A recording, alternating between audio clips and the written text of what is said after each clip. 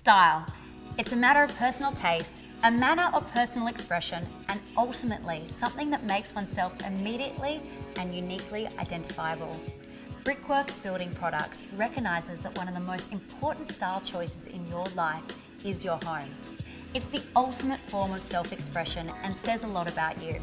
So here at Brickworks, we want to help you on that journey.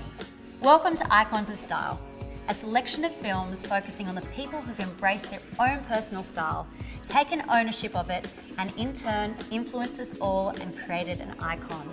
I'm Kate Waterhouse, and these are our icons of style. Since arriving on our shores in 1999, Neale Whitaker has cemented his position of man of style through his print media and television work. Now as editor-in-chief of Vogue Living magazine, along with his judging duties on TV show The Block, Neale directly drives our interior and lifestyle trends. Influencing us all, Neale is a true icon of style.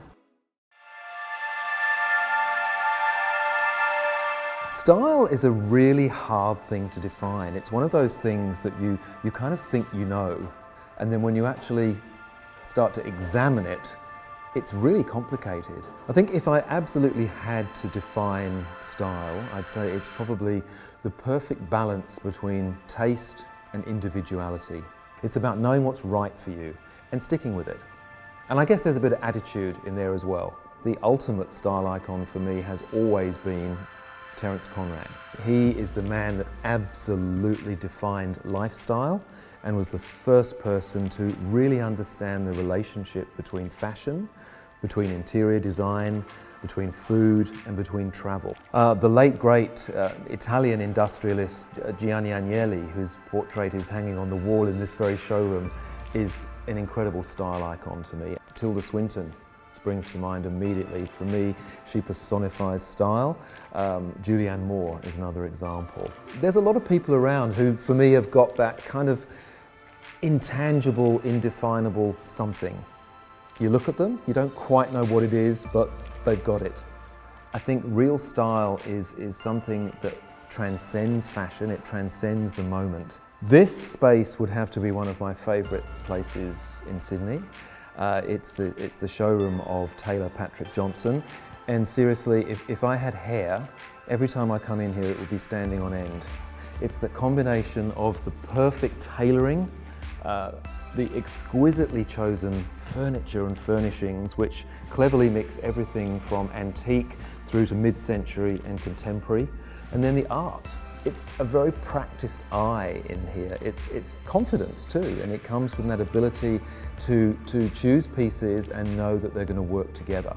Another favourite space of mine in Sydney is the Apollo, the restaurant that was designed by George Livicianis. I think it's a very timeless space. It's neither contemporary nor period, it just is.